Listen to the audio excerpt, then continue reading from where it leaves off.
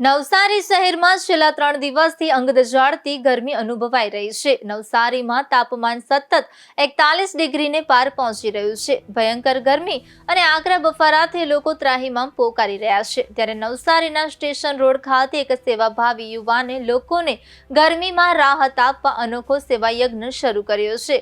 નવસારી ખાતે રાત્રિ બજારમાં ખાણીપીણીનો સ્ટોલ ચલાવતા વિશાલ બારોટે 12મી મે બુધવારથી આગામી 16મી મેને રવિવાર સુધી સવારે 9 વાગ્યાથી બપોરે 12 વાગ્યા સુધી લોકોને મફત છાશ અને ખમણનું વિતરણ કરવાનું ચાલુ કર્યું છે। વિશાલ બારોટ છેલ્લા ઘણા વર્ષોથી ઉનાળાની સિઝનમાં વિનામૂલ્યે છાશનું વિતરણ કરતા હતા। આ વર્ષે તેમણે સેવાનો વ્યાપ વધારીને મફત ખમણ વિતરિત કરવાનું પણ શરૂ કર્યું છે।